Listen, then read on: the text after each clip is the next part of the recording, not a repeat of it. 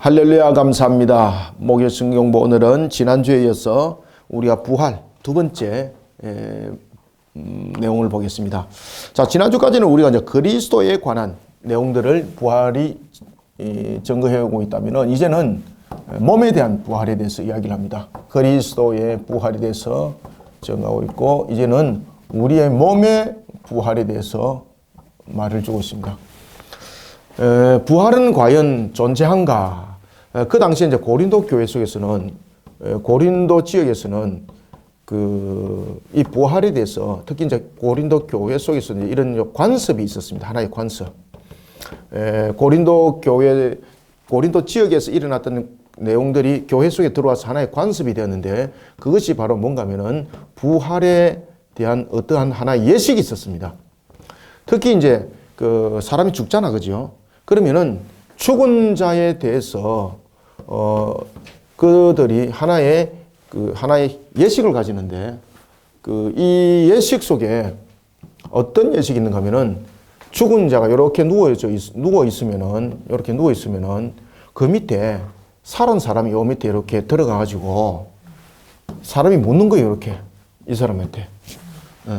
부활하기를 원하느냐 뭐 이런 식으로 물으면 죽은 사람이 대답을 못 하잖아요. 그 밑에 있는 산 사람이 이것을 대신해서 대답해 주는 거예요. 대신 대답. 그러면은 이 산 사람이 죽은 자를 대신해서 세례를 받는 거예요. 대신 세례. 그러면은 이 대신 세례를 받으면은 죽은 자가 부활에 임한다.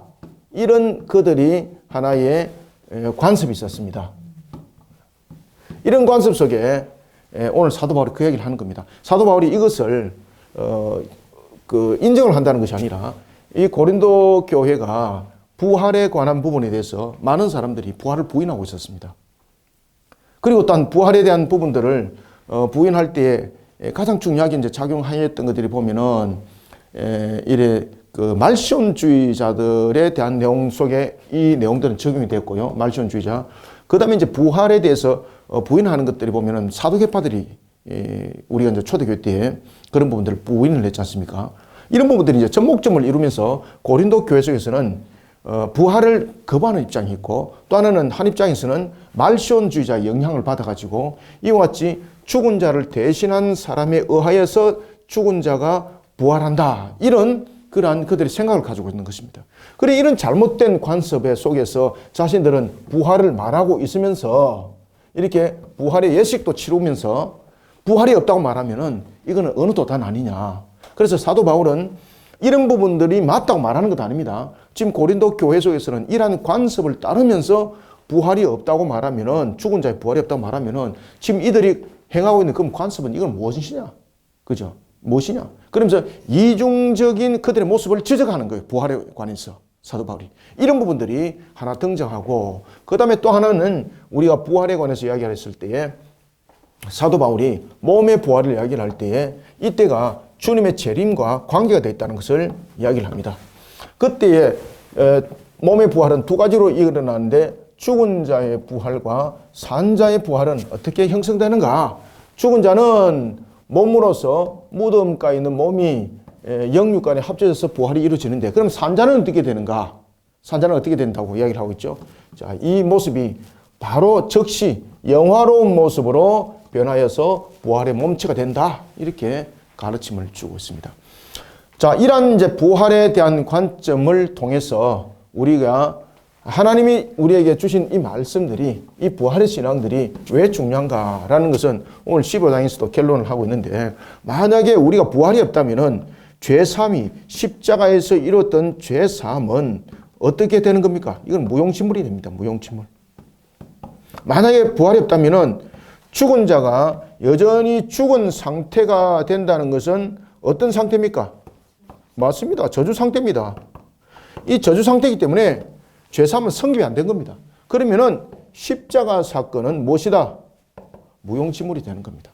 자, 이런 측면에서 이제 사도 바울이 오늘 아담에 관해서도 중요한 이야기를 하는데 바로 첫째 아담과 둘째 아담에 대해서 이야기를 하고 있고 첫 사람과 그 다음에 둘째 사람에 대해서 이야기를 하고 있습니다. 이 내용들이 또한 무엇을 말하고 있는지를 오늘 안에 내용을 통해서 우리가 밝혀보도록 하겠습니다.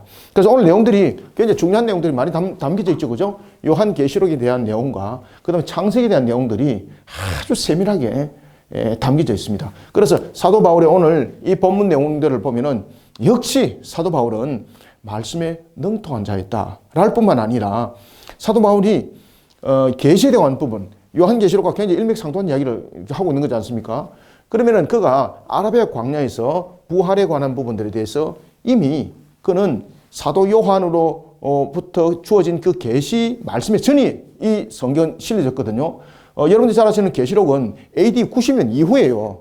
아시겠습니까? 이 고린도전서는 훨씬 그 전의 내용이에요. 그러면은 이미 아라비아 광야 속에서 부활이라든지 그리고 우리가 영화롭게 우리의 몸이 변형되어서 영화로운 모습으로 부활 죽은 자 가운데서도 보면은 죽은 자는 무덤에서 영육이 부활하는 것이고 부활의 몸이 주님 재림했을 때 산 자는 휴거 상태 속에서 우리가 이제 몸이 일시적으로 부활이 된다는 거죠.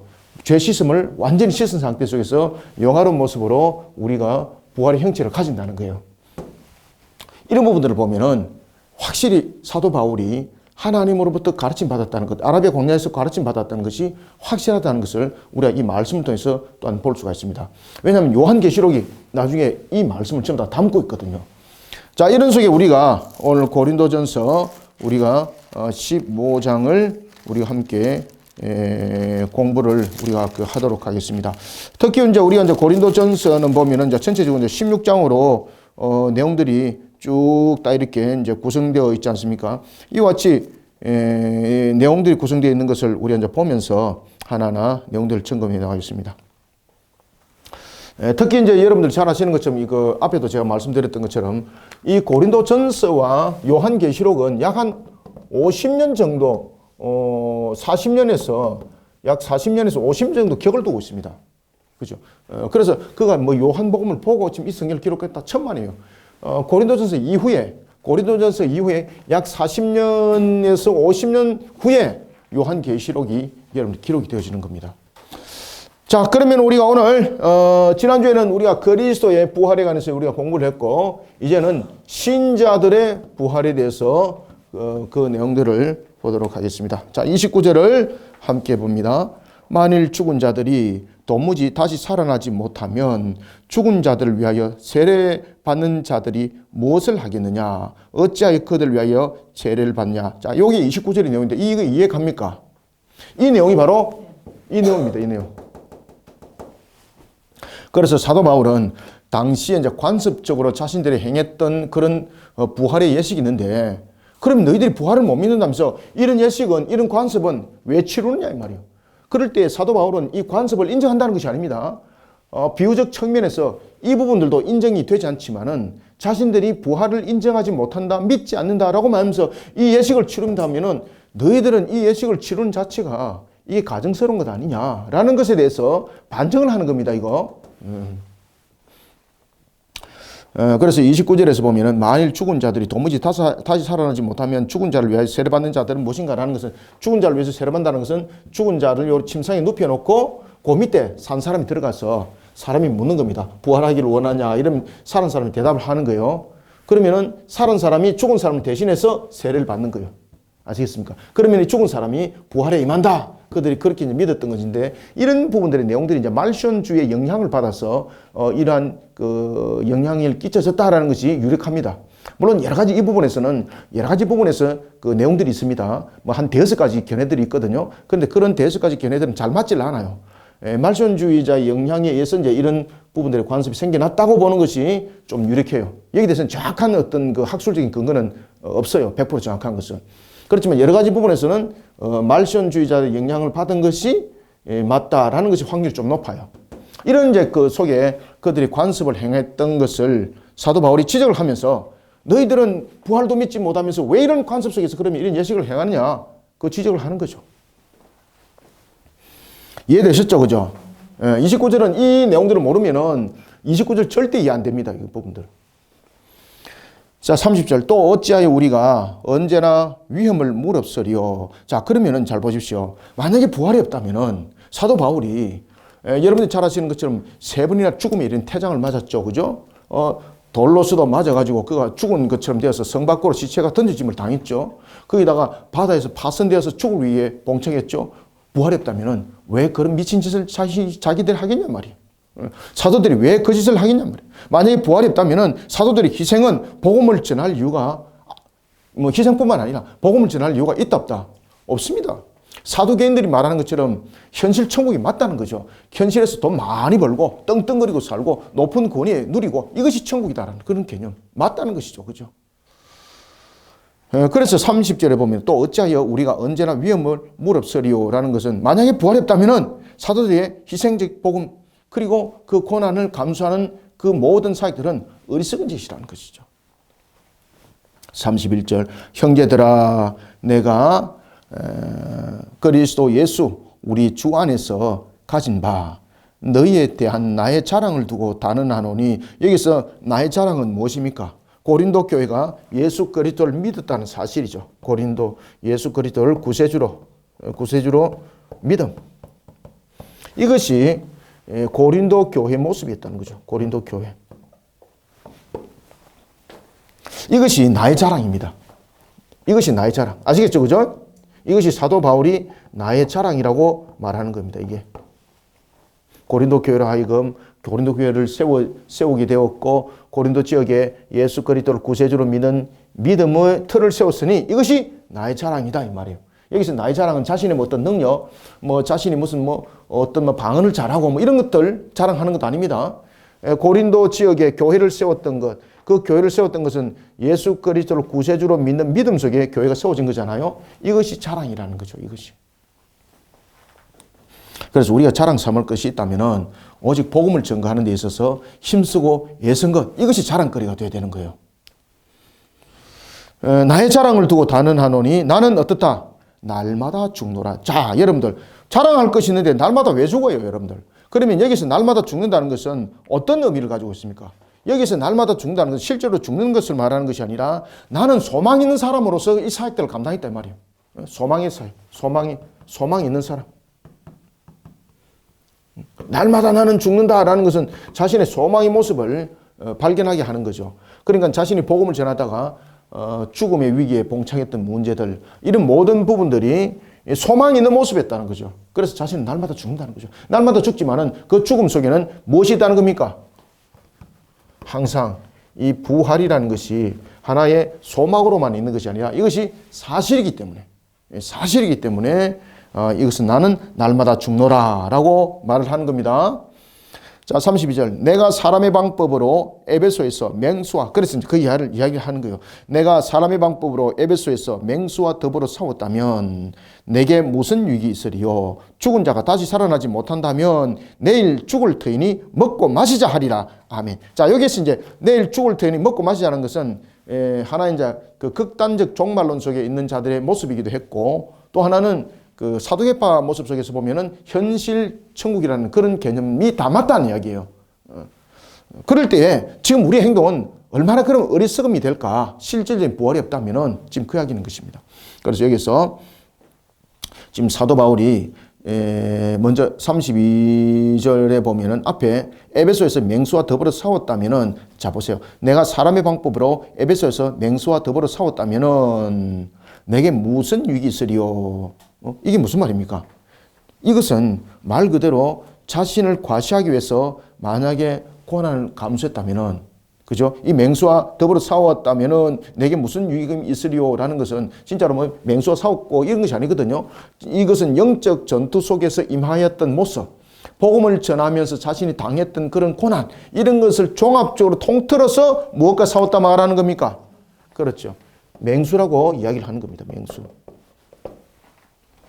그러면 자신이 지금까지 부활이 없다면은 자신이 그러면은 맹수와 싸웠다는 것. 자신이 고난을 당하고 위기 가운데 놓여져 있고 그러한 여러 가지 상황들은 그러면은 내 자신을 과시하기 위해서 만약에 내가 이런 걸 했다는 건 말이냐?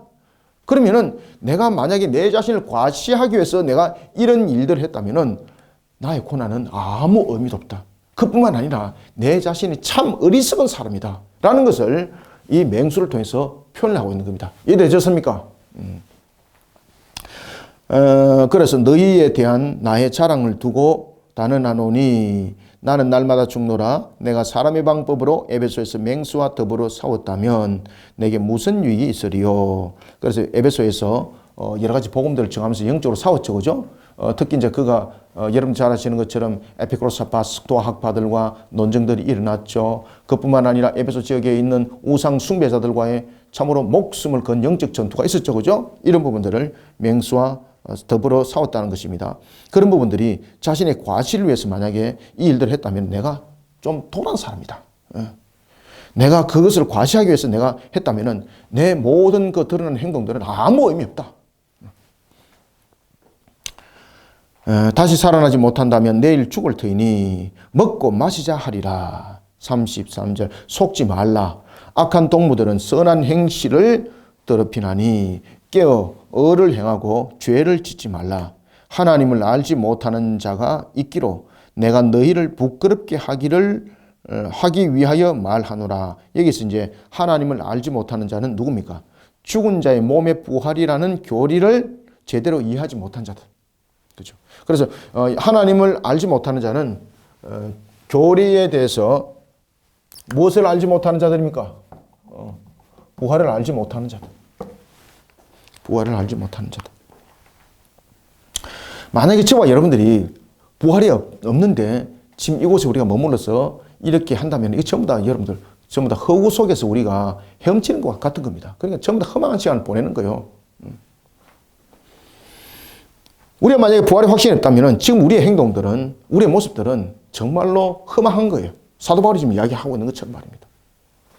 자, 35절 봅시다. 누가 묻기를 죽은 자들이 어떻게 다시 살아나며 어떠한 몸으로 오느냐 하리니. 자, 여러분들, 이게 이제 단순한 몸에 대한 그 몸으로서 지금 부활하는 것이 아닙니다. 지금 어떻게, 어떠한 몸으로. 자, 여기 이제 요한계시록이 나타나죠. 그죠?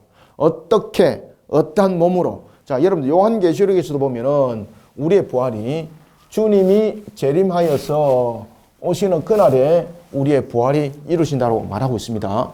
지금 고린도 이 내용들이 기록된 40년 또는 50년 뒤에 요한계시록 기록됐다 그랬죠. 그죠? 이 내용들을 그대로 주님께서 밤모섬에 있는 요한에게 알려주는, 계시해주는 내용들입니다. 자, 우리의 이제 부활은 보면은, 우리의 부활은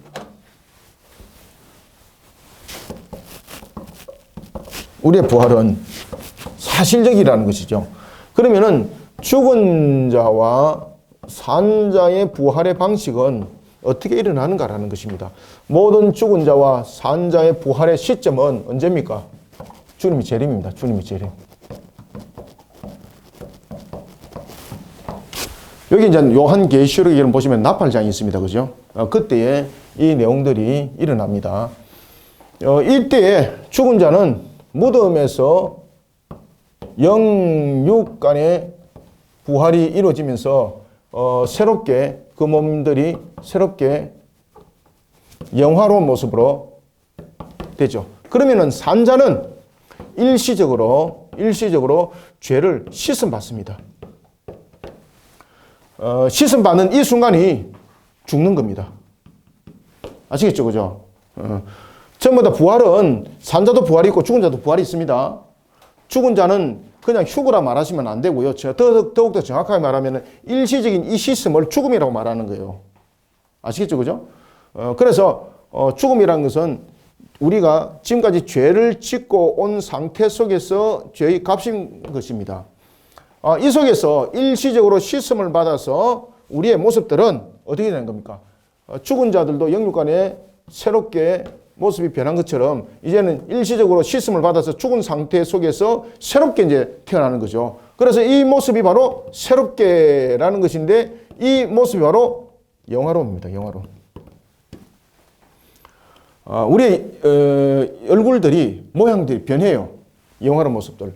자, 이런 속에 우리의 의식 구조는 그대로 다 가지고 있습니다. 만약에 우리가 가지고 있는 의식 구조가 없다면 우리 자신이 우리의 형체 모습으로 부활하더라도 그건 우리가 아닙니다, 여러분들. 사람들이 계속해서 그런 궁금증을 이야기를 하더라고요. 내가 지금 살아가다가 경험했던 것들 다 기억하나요? 여러분, 그거 기억 못하면 여러분 자신이 아닙니다. 그것은 부활이 내 몸체가 아닌 겁니다. 우리의 몸체의 부활이라는 것은 우리의 인격들이 모든 것들이 함께 하나님께서 영화로운 모습들로 씻어서 그 인격도 그대로 보존되어지는 겁니다. 따라서 예를 들면 누구와 싸웠다, 다투었다, 그것도 다 기억 다 해요, 여러분들요.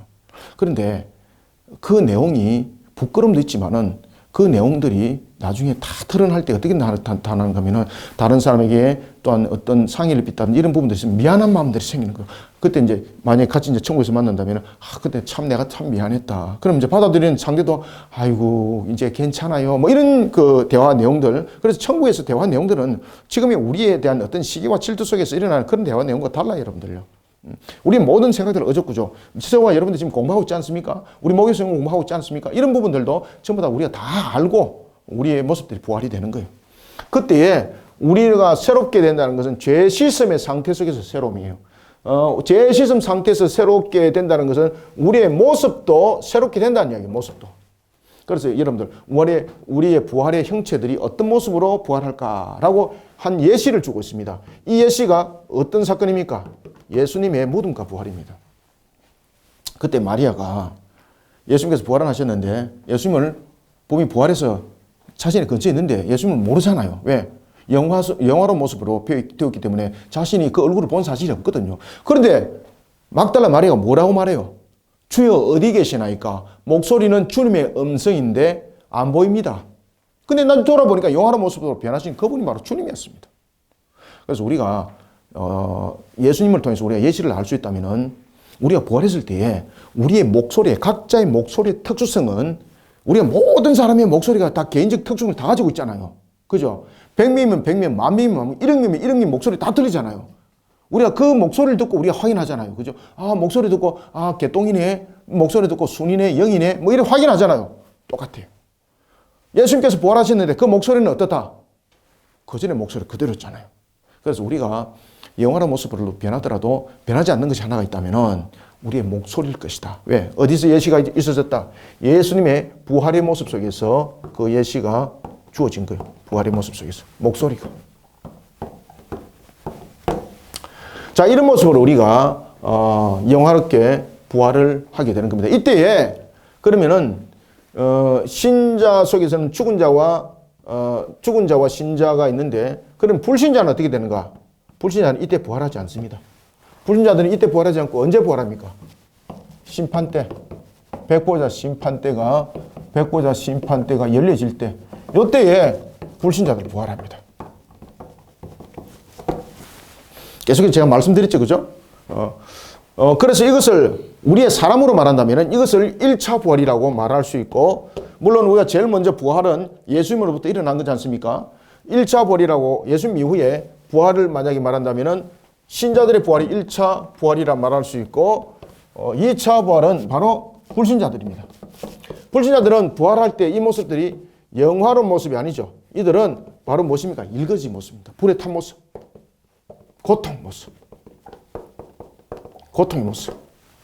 그 모습들로 부활해서 백보자 심판대에서 행위로 심판을 받고, 우리는 그 행위로부터 예수님께서 십자가에서 모든 것이 갚음이 됐으니 생명책에 기록이 되어졌더라. 이런 내용들이 40년에서 50년 뒤에 요한계시록에 기록됩니다. 이 내용들이.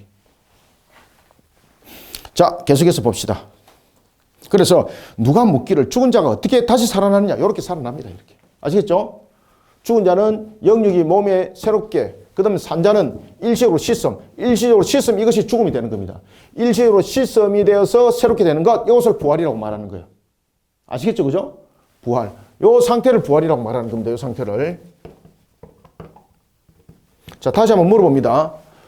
자, 주님께서 재림하셨을 때 죽은 자는 어떻게 부활하나요? 무덤가에서, 그죠? 깨어나고, 그 다음에 낙원에 있던 이 영이 그 헐거로 있던 육신과 결합을 이루어서 새롭게 되는 거죠. 이것이 부활입니다. 그러면 산자는 어떻게 부활하나요? 일시적으로 죄를 씻으면 무엇이죠? 죄 씻음이 죽음이에요. 일시적으로 죄 씻음을 통해서 영화로운 모습들로 이것이 부활이에요. 그래서 부활의 모습들은 동일한 부분들은 부활은 무엇입니까? 영화로운 모습이에요. 영화로운 모습.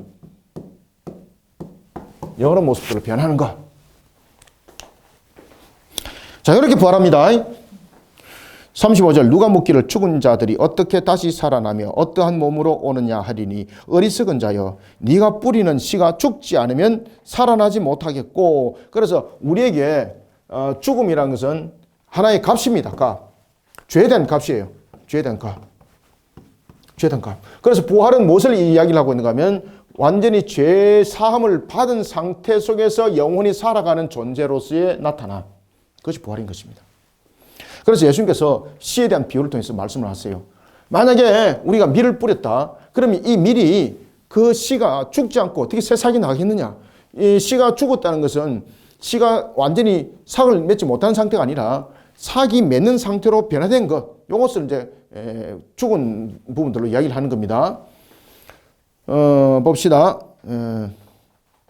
그래서 어리석은 자 36절 어리석은 자여 네가 뿌리는 씨가 죽지 않으면 살아나지 못하겠고라는 것은 이 사람의 부활체가 죽음과 소생을 반복하는 것이 아니라 죽음이 있기에 그 죽음을 넘어서는 진정한 부활이 있다는 것을 한 예정을 통해서 말씀을 한 겁니다.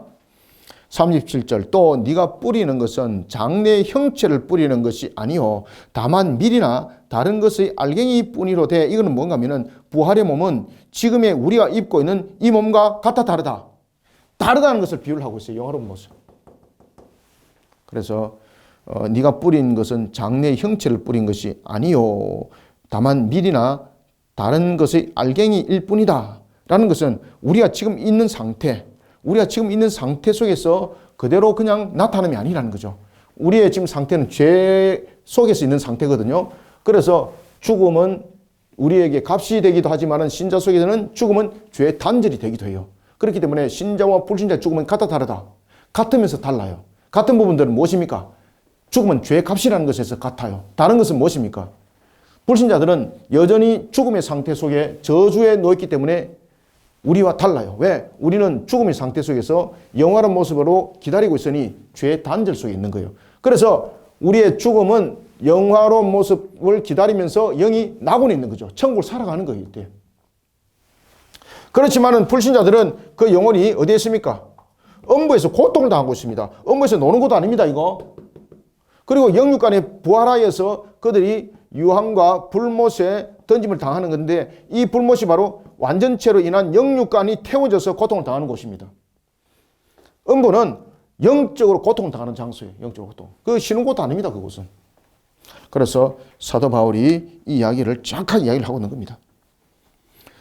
37절 다시 읽어봅시다. 또 네가 뿌리는 것은 장래의 형체를 뿌리는 것이 아니요 다만 밀이나 다른 것의 알갱이일 뿐이다. 라는 것은 부활의 몸은 지금의 우리가 입고 있는 몸과 다르다는 것을 하나의 시의 비유를 통해서 지금 설명하는 겁니다. 38절 그래서 37절 다시 한번 봅시다. 그래서 네가 뿌리는 것은 장래의 형체를 뿌리는 것이 아니다. 라는 것은 지금의 우리의 모습들은 부활의 형체가 아니라는 거죠. 그죠? 그렇지만은 이제 죽음 이후에 우리가 다시 살아나서 영원하게 되는 모습들을 우리는 반드시 기억해야 된다는 것입니다. 우리는 뿌리는 것은 지금 다만 밀이고 그 알갱이를 뿌립니다. 아시겠죠? 우리가 이제 복음을 전했습니다. 그렇지만 우리가 이제 부활은 믿는 거잖아요. 그렇지만 우리는 부활의 형체는 아닌 거예요. 우리는 믿음으로 그걸 받아들였습니다. 어떤 상태라는 겁니까? 바로 밀이나 다른 알갱이 상태인 겁니다. 이게. 이해되셨죠?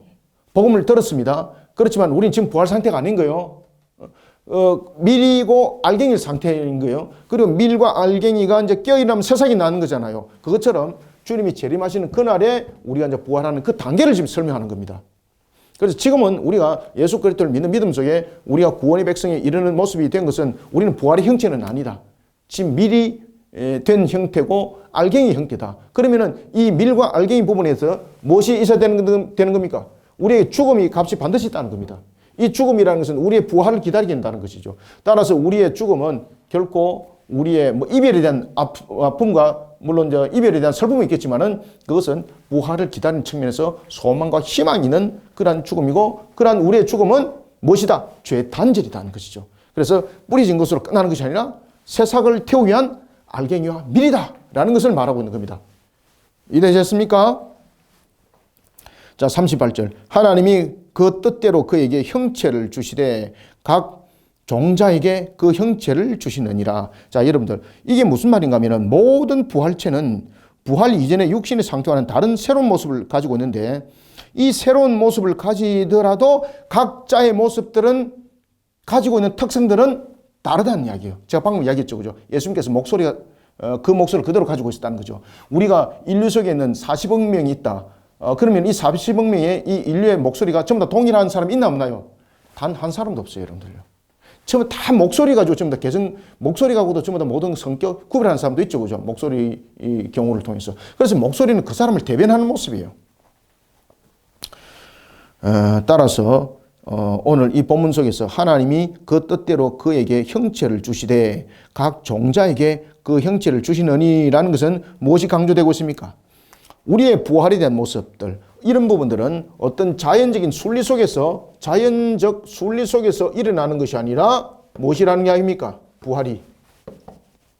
이 부활이 자연적 순리 속에서 나타나는 것이 아니라는 겁니다. 그러면 부활은 어떤 속에서 나타나는가? 하나님의 절대적 주관하심. 하나님의 절대적 주관하심을 통해서 부활은 이루어진다는 겁니다. 그래서 이 부활은 결국 뭡니까? 하나님의 은혜라는 거예요. 하나님의 은혜. 하나님의 은혜로 말미암아 이루어진다는 겁니다.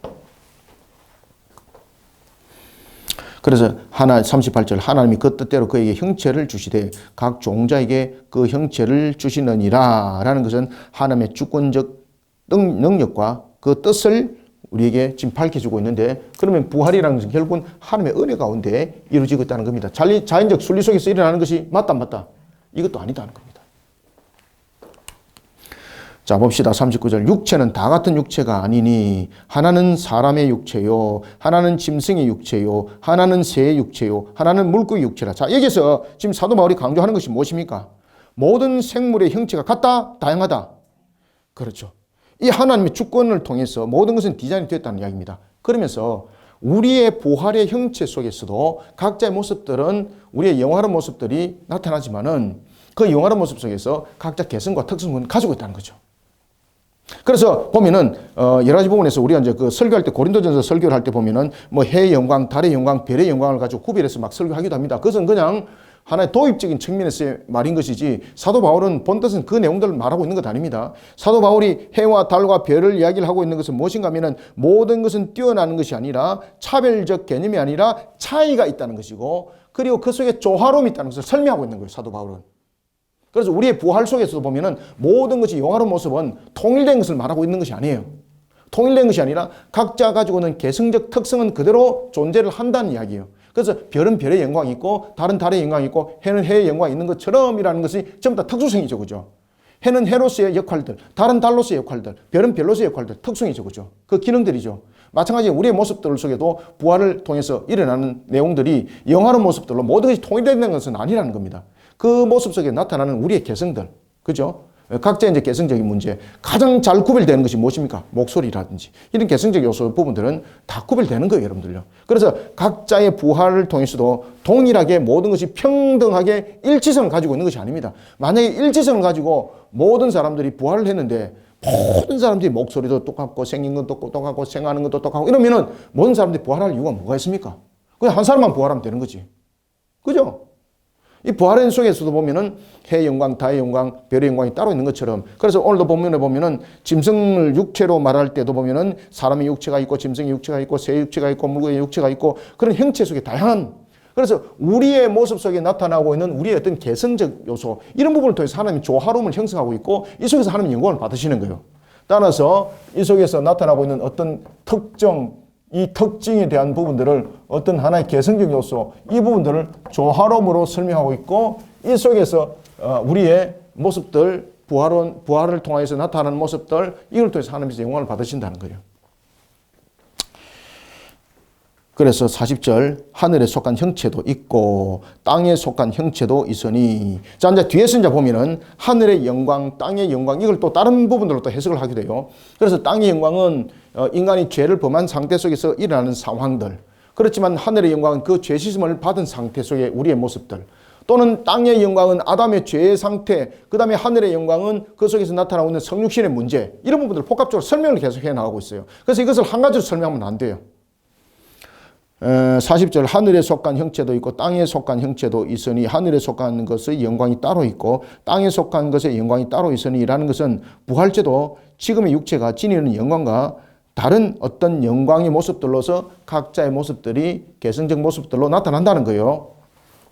자, 41절 해의 영광이 다르고 달의 영광이 다르며 별의 영광이 다른데 별과 별의 영광이 다르도다. 이거는 무엇입니까? 무엇이 뛰어나다는 것이 아닙니다. 이거는 무엇이 뛰어난다는 것이 아니라 차별적 관념이 아닙니다. 차이가 있고 다양성이 있다는 것입니다. 무엇이 있다? 차이가 있고 다양성이 있다는 겁니다. 다양성. 차이는 차별이 아닙니다. 그래서 특징적 요소, 개성적 요소, 이것이 조화로움으로 형성되는 것인데 이 부분들이 우리의 부활의 영화로운 모습 속에서 나타나는 것이다. 이 모습을 설명하고 있는 겁니다. 지금 이해되시는 거죠? 그죠?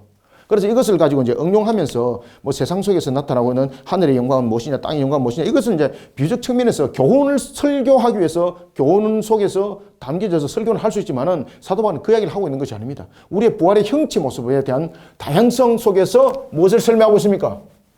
조화로움을 설명하고 있습니다. 조화로움을.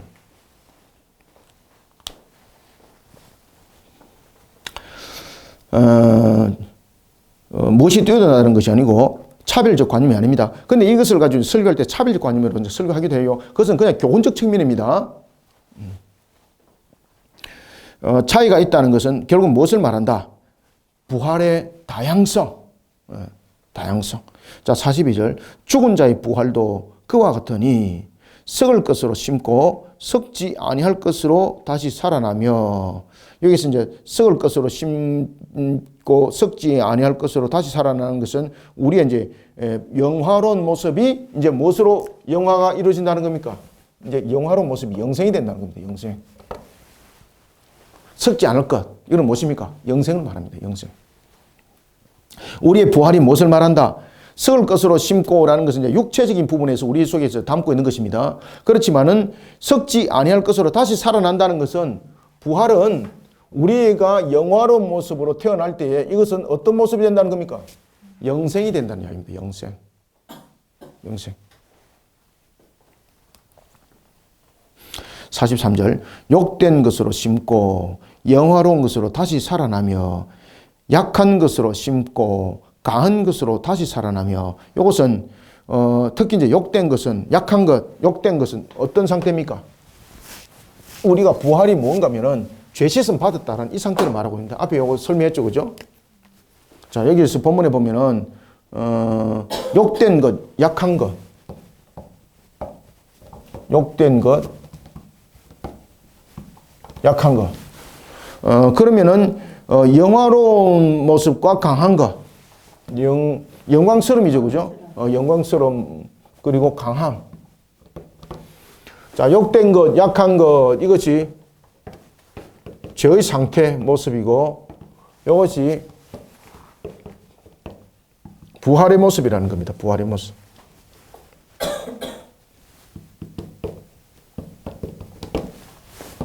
이렇게 회복이 된다는 겁니다.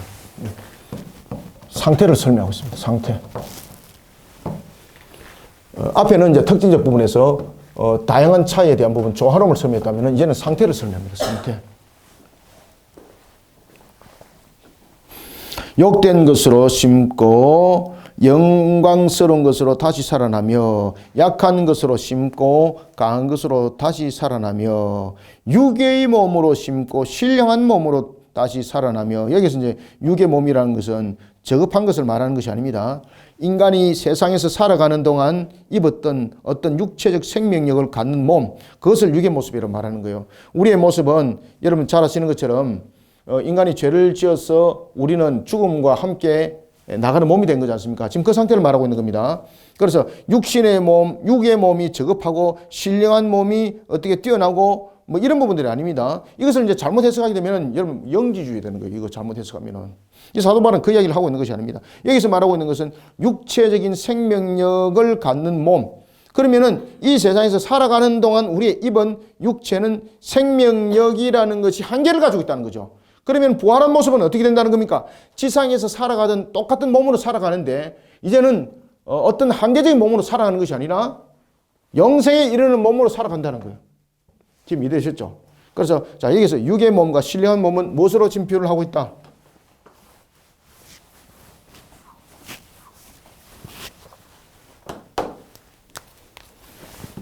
여기서 육의 몸과 신령한 몸은 뭘 말하고 있는가 하면 육체의 몸은, 육의 몸은 한계 속에서 살아가는 것. 그 다음에 신령한 몸은 무엇입니까? 영생 상태에서 살아가는 것.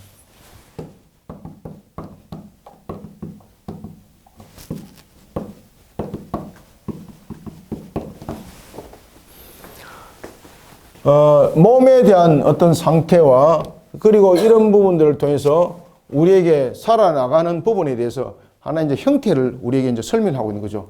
우리의 형태가 보면은 상태적 측면에서 내용들을 이제 넘어서서 우리의 모습을 보면은 육의 몸이라는 것은 한계 속에서 우리가 살아가고 있다는 이런 모습이었다면은 이제는 신령한 모습이라는 것은 영생의 상태에서 살아가는 몸이 되었다라는 걸 통해서 몸에 대한 우리의 모습을 설명하고 있습니다.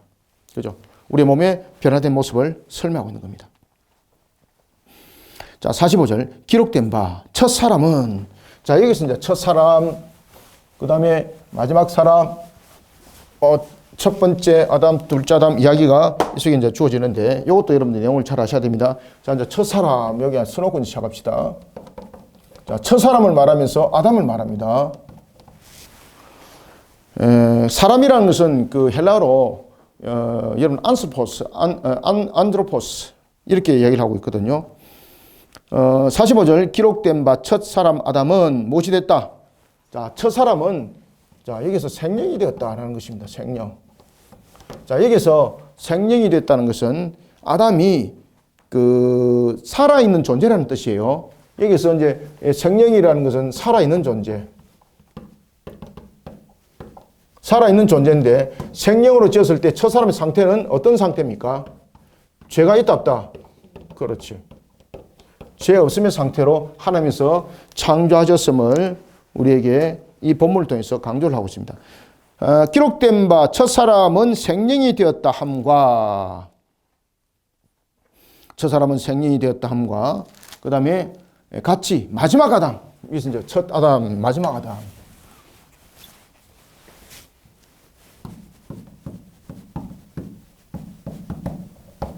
자, 마지막 아담은 무엇이 됐습니까? 마지막 아담은 살려주는 영이 되었다. 자, 첫 사람이 아담입니다. 죄 없는 상태로서 지음을 받았습니다. 살아있는 존재였습니다. 그런데 이 속에서 무엇이 일어났나요? 그렇죠. 이 속에서 죄를 범함으로써 어떤 존재가 되었습니까? 죽음에 이르는 존재가 되었습니다. 그러면은 이 첫 사람과 마지막 사람을 통해서 왜 아담을 강조를 하면서 왜 첫 사람과 마지막 사람을 강조를 했을까요, 여러분들요? 그래서 이 모습들이 나중에 연결되어집니다. 특히 이 첫 사람과 마지막 사람이라는 부분에서 강조되는 것은 뭔가 하면은 언약이 강조됩니다. 언약.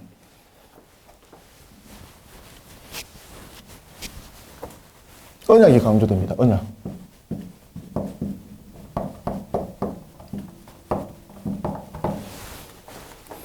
잘 보세요. 하나님께서 자, 첫 사람. 그래서 나중에 이제 보면은 이제 첫 번째 아담, 둘째 아담이 나옵니다. 첫 사람, 그 다음에 둘째 사람 나타납니다. 그것은 바로 뭔가 하면은 대표성이 됐어요. 나중에 이야기를 합니다. 자, 첫 사람에 대해서 하나님께서 무엇을 맺었습니까? 살아있는 존재죠. 생명으로 만들었죠. 죄 없는 상태였죠. 이때에 하나님께서 그에게 무엇을 맺습니까? 언약을 맺죠, 언약. 그죠? 자, 그 다음에 마지막 아담이라는 것은 아담의 실체라는 이야기고 그 뒤에 이제 나중에 설명하겠습니다. 일단 여기까지만 이야기하겠습니다. 그가 살리주는 영으로 지금 연결되고 있습니다. 살리주는 영으로 연결되고 있고 살리주는 영으로 연결되고 있고 그리고 첫 사람은 생명으로 연결되어 있습니다. 특히 이제 마지막 아담이라는 것은 다른 것으로 결론 나지 않습니다. 이 아담이 어떤 성격을 가진가라는 걸 통해서 이야기를 할 때에 언약을 통해서 이 죽음에 대해서 이것이 영생에 이르도록 그 언약의 성취를 위해서 온 아담이라는 것입니다. 언약의 성취를 위해서 온 아담. 그죠? 첫 사람은 우리의 살아있는 존재로서의 죄 없는 상태로서의 창조의 아담을 말하고 있는가 하면은 그 아담이 죄를 범했다는 것을 강조를 하고 있는 겁니다.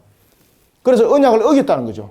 그러면은 창세기 3장 15절에서 하나님께서 인류를 향하여 그 후손에 어떤 회복을 약속하시죠. 그죠? 그 약속의 말씀을 성취하기 위해서 온 아담을 강조하기 위해서 마지막이라는 단어를 딱 쓴 겁니다.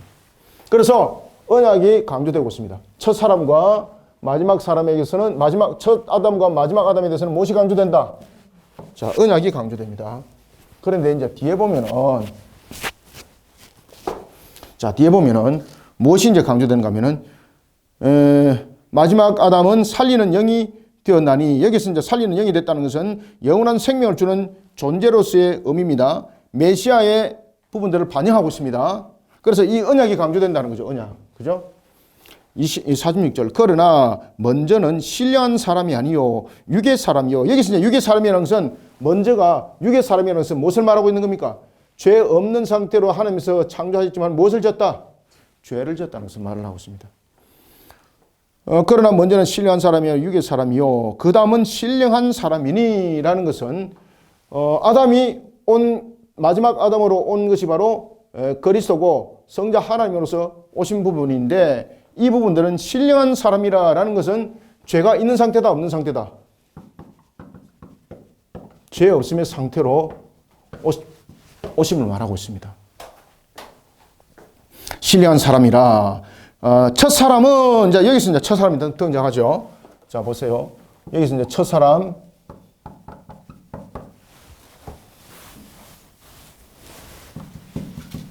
그 다음에 둘째 사람. 헬라어로는 이 사람들을 전부 다 안스포스로 사용을 하고 있습니다. 안스포스. 근데 사람이란 뜻은 결국은 아담이란 뜻이에요. 여기서 첫 사람은 오늘 본문 속에서 이렇게 말해요. 첫 사람은 어디서 났다? 그렇지. 땅에서 나는데 흙에서 났다. 피조라는 것을 말하고 있죠. 그죠? 피조. 그 다음에 둘째 사람은 어디서 났다? 여러분, 하늘에서 날 수 있습니까? 이건 무엇을 강조하고 있습니까? 자, 여러분들, 첫 사람은 땅의 흙이라는 피조물이라는 것이라면 말한다면은 둘째 사람도 이 땅에 오실 때 사람 육으로 왔다는 겁니다. 그런데 사람이 육으로 올 때에 무엇으로 왔다는 겁니까? 성육신으로 오셨다는 겁니다. 하늘에서 났다는 것은. 그래서 이 하늘에서 났다는 것은 신성이 어떻게? 신성이 인성을 취하여. 신성이 인성을 취하여 한 인격이 된 것. 이것을 말하고 있습니다. 그래서 성육신은 몸이 된 것을 말하고 있는 거죠. 그죠? 어떻게 몸이 됐는가? 하늘에서 난 것을 통해서 신성이 인성을 취하여 한 인격으로서 성육신했다 이 말입니다. 이게. 첫 사람은 피조된 것이라고 말한다면은, 그러면 둘째 사람은 어떤 의미를 담고 있는가 하면은, 자, 여기서 이제 첫째와 둘째가 강조되는 것이 있습니다. 이것은 무엇을 강조하고 있는가 하면은, 자, 아담의 모든 자격을 말하고 있습니다. 자, 첫 번째 사람, 마지막 사람의 강조점은 무엇을 강조했다? 구원에 관한 죄와 구원에 관한 언약이 강조됐습니다. 아담이 죄를 지은 것도 보면은 언약의 상태 속에서 죄를 범함이죠. 그리고 또한 마지막 아담인 그리스도께서 이 땅에 오셔서, 이것은 메시아를 말하고 있는 거죠. 메시아가 이 땅에 오셔서 우리의 구원을 이룰 때도 그 언약의 관점 속에서 메시아가 오는 거예요. 그죠? 창세기 3장 15절의 언약을 통해서. 이 부분들은 창세기 2장 17절의 내용을 담고 있다면은, 이 내용은 창세기 몇 장? 3장? 맞습니다. 창세기 3장 15절의 언약을 담고 있습니다. 전부 다 두 언약을 담고 있습니다. 이 자체가. 그래서 언약을 강조한다는 거예요. 그런데 첫 사람과 둘째 사람은 무엇을 강조하고 있다? 첫 번째, 대표성. 두 번째, 머리. 이 부분들로서 첫 사람과 둘째 사람은 무엇을 강조하고 있다? 자격을 강조하고 있습니다. 자격을.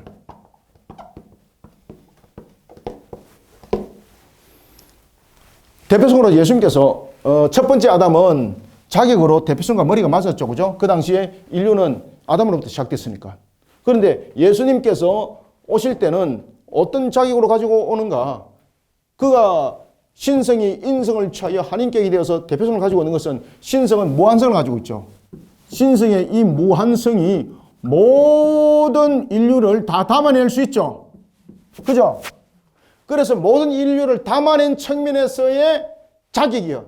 대표성, 머리. 이해되셨죠? 그래서 첫째와 둘째는 무엇을 강조하고 있다? 대표성과 머리를 강조하고 있어요. 대표성과 머리. 그래서 예수님께서 죽으심은 대표성과 머리로서의 온 인류를 담고 있는 죄삼이라는 거예요. 여기서 온 인류는 모든 사람을 말하는 것이 아니라 온 인류 가운데서 하나님께서 구원하시고자 예정한 자들의 온 인류를 말하고 있는 겁니다. 지금 이 굉장히 그 신학적으로 중요한 부분인데 이해되셨습니까? 여기 반드시 이해하셔야 됩니다, 이거. 이런 부분들은 제가 이제 기독론에서 굉장히 많이 가르쳤잖아, 그죠?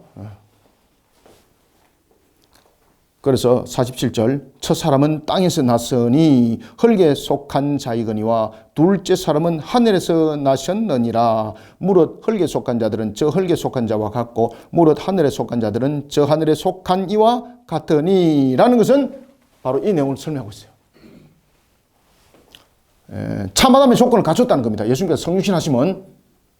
그렇기 때문에 예수님께서 부활하시면 바로 머리로서 대표성으로 부활이기 때문에 예수님의 그 부활은 우리에게 적용된다, 적용 안 된다? 적용된다는 것을 고린도 교인들에게 지금 가르치는 거예요, 지금 이게. 만약에 예수님께서 부활하셨는 것이 우리와 관계가 없는 그런 예수님의 개인적 부활이라면 이 우리에게 의미가 있다, 없다? 의미가 없다. 그런데 예수님의 부활은 뭐가 관계 있다? 하늘에서 온 이 육신의 몸 속에서 온 성육신은 신성이 인성을 취하여서 한인격을 이룸인데 그것이 둘째 사람의 자격이었다. 그 둘째 사람으로 자격은 무엇이다? 모든 인류의 대표성과 머리로서의 자격이다. 그렇기 때문에 예수님께서 죽으심은 우리의 모든 인류의 대표성과 머리로서의 자격으로서 죽으심이 제3이 되기 때문에 모든 사람들에게 적용이 된다, 안 된다? 적용된다. 그럼 무엇도 적용된다? 부활도 적용된다, 부활도. 그래서 예수님의 부활은 머리로서의 대표성으로 모든 인류를 담고 있기 때문에 그 모든 인류를 향한 부활은 적용이 된다, 안 된다? 된다, 된다. 48절, 무릇 흙에 속한 자들은 저 흙에 속한 자와 같고 무릇 하늘에 속한 자는 저 하늘에 속한 이와 같다라는 것은 바로 이와 같이 이것은 어떤 그 존재적 측면, 기원적 측면에서 말하는 것이지 영지주의자들 말하는 영적 사상들을 말하고 있는 것 아닙니다. 49절, 우리가 흙에 속한 자의 형상을 입은 것 같이. 이거는 무엇입니까? 첫사람, 그리고 첫사람 아담과 첫사람, 이것을 말하고 있는 거예요. 우리가 흙에 속한 자의 형상, 아담의 후손입니다. 우리가 흙에 속한 자의 형상을 입은 것 같이 또한 하늘에 속한 이의 형상을 입으리라 라는 것은 무엇으로 자격이 이루어지는 겁니까? 대표성과 머리입니다. 대표성과 머리. 그래서 언약을 어긴 것도 대표성과 머리로서의 온 인류에 영향력을 끼쳤고, 그리고 마지막 아담이 오셔서 창세기 3장 15절의 언약을 성취를 십자가에서 이루심도 둘째 사람으로서 자격으로 대표성과 머리로서 이루미니 이 부분들이 우리 모두에게 적용이 된다는 이야기입니다. 믿음을 가진 우리들에게. 그래서 부활은 예수님께서 부활하신 것처럼 반드시 성취될 사항들이라는 겁니다. 형제들아, 내가 이것을 말하노니, 그죠? 형제들아, 내가 이것을 말하노니 혈과 육은 하나님 나라를 이어받을 수 없고 또한 썩는 것은 썩지 아니하는 것을 유업으로 받지 못하느니라. 자, 그러면은 살아있는 사람이든 죽은 사람이든 현재 상태로는 하나님의 나라를 이어받을 수 있다, 없다? 못 이어받는다는 겁니다. 살아있는 사람이든 산자든 결국은 혈과 육은 어떤 모습 속에서? 예수 그리스도의 제시심을 통해서, 예수 그리스도의 제심을 통해서, 예수 그리스도의 어떤 재림을 통해서 이 부분들은 일어난다는 겁니다. 그래서 혈과 육은 하나님 나라를 이어받지 못한다는 것은 살아있는 사람이든 죽은 사람이든 현재 상태로서는 하나님 나라를 못 간다는 이야기입니다. 그죠? 그러면 결국은 어떻게 가는 것인가? 예수 그리스도께서 우리의 죄를 대속하여서 우리의 혈과 육에 대해서 그 죄를 삼을 모든 것을 이루셨고, 그리고 또한 이 부분들이 완전 성취를 이루기 위해서 어떻게 돼야 된다? 재림하여서 오셔서 완성을 이룰 그때에 우리의 완전한 하나님의 나라가 펼쳐진다는 겁니다. 그렇기 때문에 우리가 정말로 바라고 또 바라야 될 것은 무엇입니까? 주님 속히 오시옵소입니다. 그래서 주님 다시 오시는 그날까지. 그죠? 그리고 주님께서 재림하시는 그때가 제가 언제라 그랬죠? 나팔장이라 그랬죠. 그죠? 오늘 본문 속에도 그 이야기를 하고 있습니다. 나팔 소리가 울릴 때에. 자, 51절. 보라, 내가 너희에게 비밀을 말하노니 우리가 다 잠잘 것이 아니요 마지막 나팔의 순식간에 호련히 다 변화되리니 살아있는 자는 살아있는 상태 속에서 새로운 몸이 되고 죽은 자는 썩지 않을 몸으로 회복되는 것에서 몸이 변합니다. 앞에도 말씀드렸죠. 여기서 나팔 소리가 나매. 그래서 우리가 언제 그러면 주님의 재림이 오시는가? 7번째 나팔장입니다. 그 다음에 이제 대접장이 일어나는 것은 순식간에 일어나는 대접장인데 그 대접장은 바로 무엇입니까? 마귀에게만 부어지는 재앙입니다. 그래서 저는 천연왕국에 대한 부분에 대해서 설명할 때 요한계시록적인 부분에서 우리가 봤을 때는 언젠가면은 바로 7번째 나팔장이 풀리질 때에 그리고 또 대접장이 일어나는 이 사이를 우리는 천연왕국이라 이렇게 보시면 됩니다. 그래서 천연이 아닙니다. 나팔장은 우리 속에 그렇게 길지 않습니다. 그리고 대접장은 순식간에 일어납니다. 왜냐면은 이 마귀들을 순식간에 썰어버리고 우리에게 중요한 것은 새로운 새 땅이잖아요. 그죠?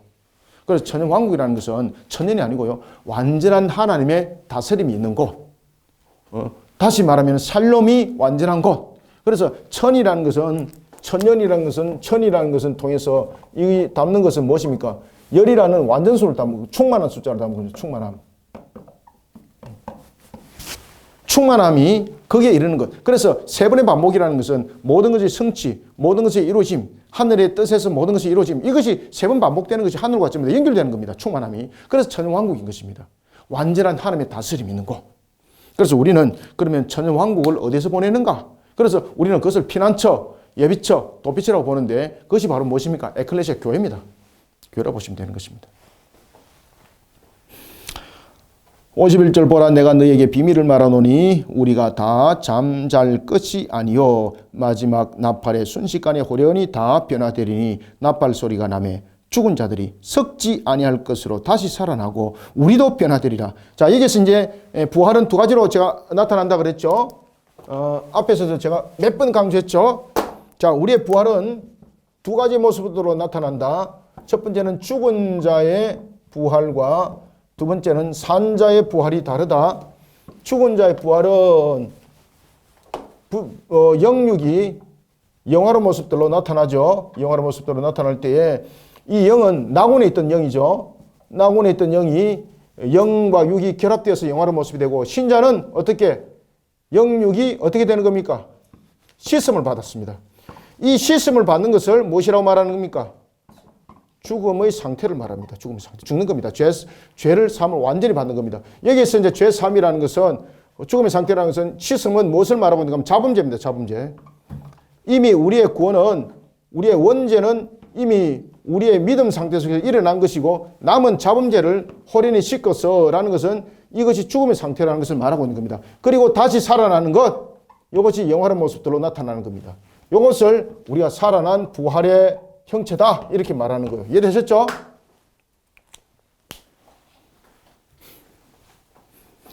나팔 소리가 나매 죽은 자들이 썩지 아니할 것으로 다시 살아나고 우리도 변화되리라. 이 썩을 것이 반드시 썩지 아니할 것을 입혔고, 이게 이제 영화로운 모습입니다. 이 죽을 것이 죽지 아니함으로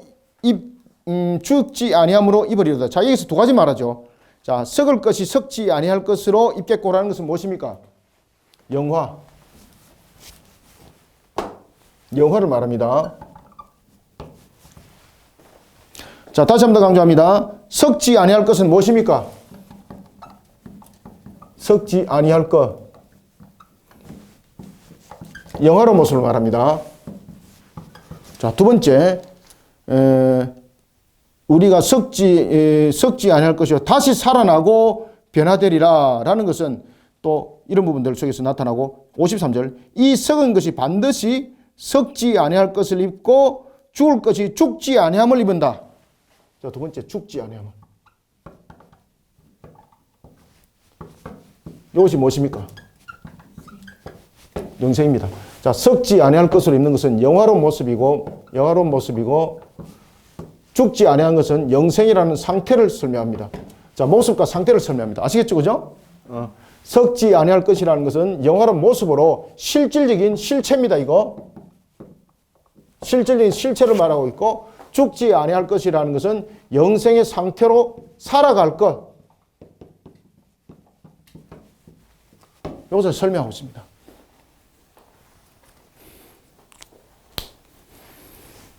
(53절부터) 한번 읽어보고 다시 진행합시다. 자, 53절. 이 썩을 것이 반드시 썩지 아니할 것을 입겠고, 이 죽을 것이 죽지 아니할 것을 죽지 아니함을 입으리로다.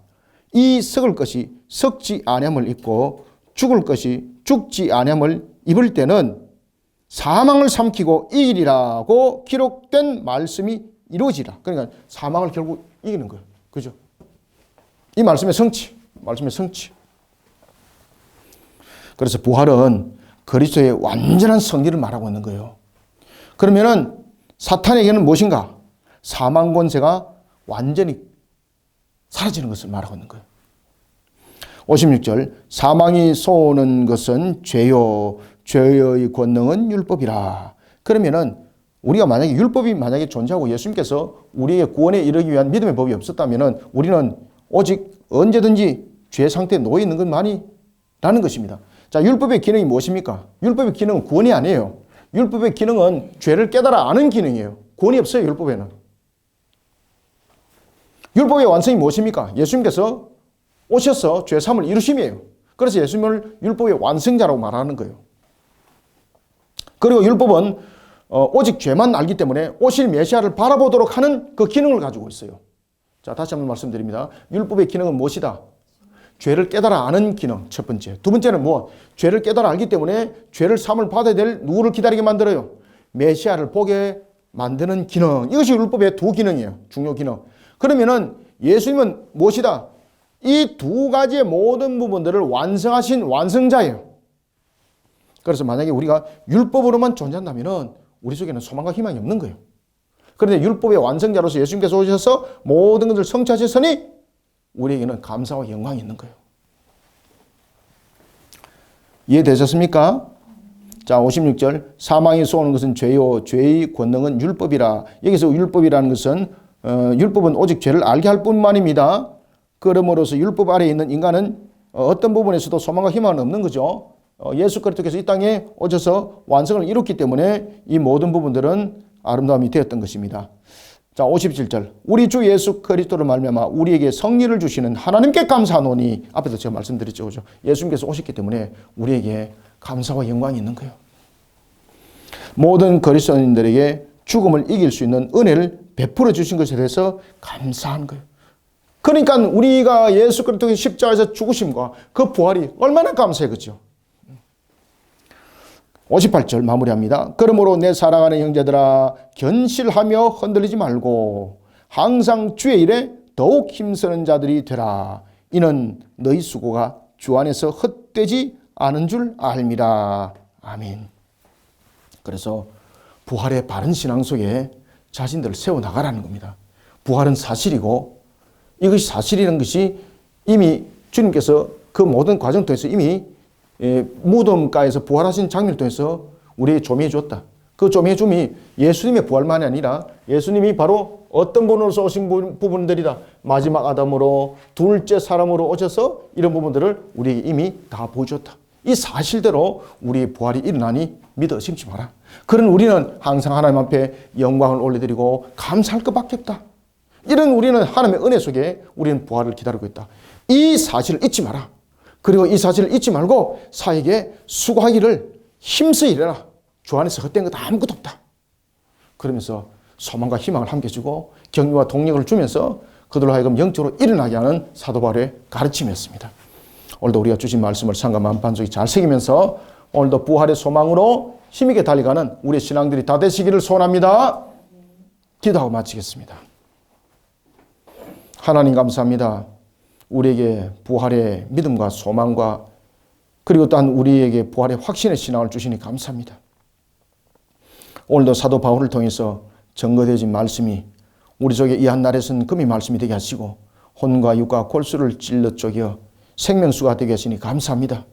세상의 가르침 속에 어리석은 자가 되지 아니하고 오직 주 안에서 오늘도 주님의 주신 말씀으로 우리를 하여금 깨어 일어나게 하신 살아계신 하나님, 주신 말씀으로 우리가 더욱더 조명하여 세상 속에 주님의 정인의 길들을 갈 때에 정말로 우리는 세상 속에 어떤 난관이 부딪힐지라도 그 속에 소망과 희망이 우리에게 기쁨이 함께하는 시간이 되기를 소원합니다. 그러나 이런 속에도 우리 또한 연약함이 있고 부족함이 있고 무지함이 있습니다. 항상 우리를 깨어 일어나게 성령님 또한 도와주셔서 우리로 하여금 어떤 한순간도 신앙의 객길 가지 않게 하여 주시고 부활의 소망 속에 믿어 의심이 생기지 않게 하여 주옵소서. 주님의 뜻을 펼쳐나가는 모든 이들에게 오늘도 형통의 형통을 다해 주시고 하나님의 나라와 그 영광을 달려갈 우리 모두에게 주님께서 능력을 다해 주시고 은혜 단비를 부어줘 복된 소낙비를 부어줘서 주님이 살아계심을 함께 보면서 힘있게 달려가게 또한 성령님 이끌어 인도하여 주옵소서. 예수님의 이름으로 기도드립니다. 아멘.